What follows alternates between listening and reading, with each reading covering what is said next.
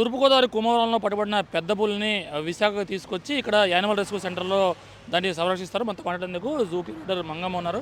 చెప్పడం మేడం, వాస్తవానికి ఈ పులిని ఏ విధంగా సంరక్షిస్తారో, ఏం చేస్తారో ఇక్కడ తీసుకొచ్చిన తర్వాత? యాజ్ పర్ ఎస్ఓపి ఫస్ట్ ఒక 45 డేస్ క్వారంటైన్లో పెడతామండి. హ్యూమన్ ఇంటర్ఫేస్ లేకుండా చూస్తాం.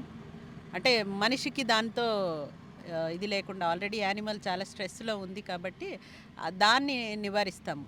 దయచేసి అంటే మీ తరపు నుంచి కూడా కోఆపరేషన్ కోరుకుంటున్నాం. మేము ఎక్కువ హడావిడి లేకుండా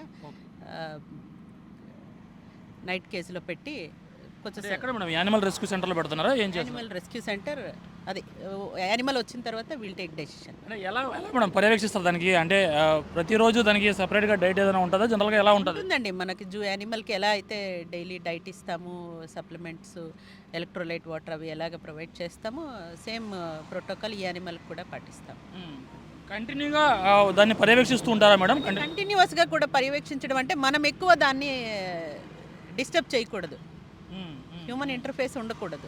దానికోసం మేము మినిమైజ్ చేయడానికి ప్రయత్నిస్తున్నాం. ఓకే, ఇప్పుడు అడవుల్లో తిరిగి ఇది దాని తర్వాత జనావాసాల్లోకి వచ్చింది ఆహారం కోసం వెతుక్కుంటూ, ఇప్పుడు రెస్క్యూ చేసి రెస్క్యూ సెంటర్కి తరలిస్తున్నారు.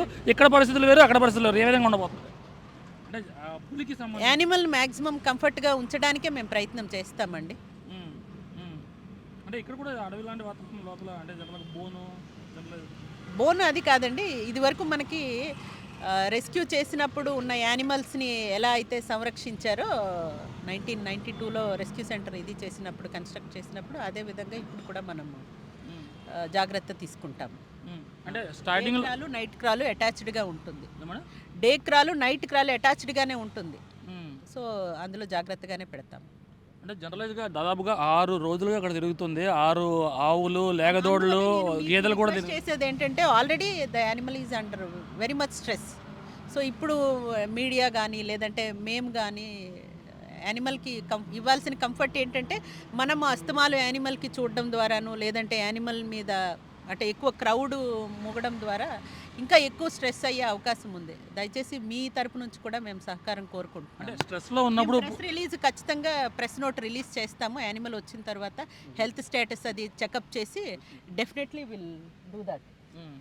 ఓకే, ప్రస్తుతానికి యానిమల్ వచ్చిన తర్వాత రెస్క్యూ చేసి దాన్ని ప్రత్యేకంగా ఎంక్లోజర్లో పెట్టి దాన్ని సంరక్షిస్తామని అధికారులు చెప్తున్నారు. మొత్తం మీద కూర్మాపురంలో ఏదైతే ఈ పెద్ద పులి పట్టుబడిందో దాన్ని ప్రత్యేక వాహనంలో విశాఖకు తరలించి ఈ యానిమల్ రెస్క్యూ సెంటర్ ఏదైతే ఉందో దీంట్లోనే పెడతారు. ప్రత్యేకంగా దీన్ని ఇక్కడ సంరక్షిస్తారు. ఎందుకంటే అది పులి అక్కడ పట్టుబడిన తర్వాత చాలా స్ట్రెస్లో ఉంటుంది.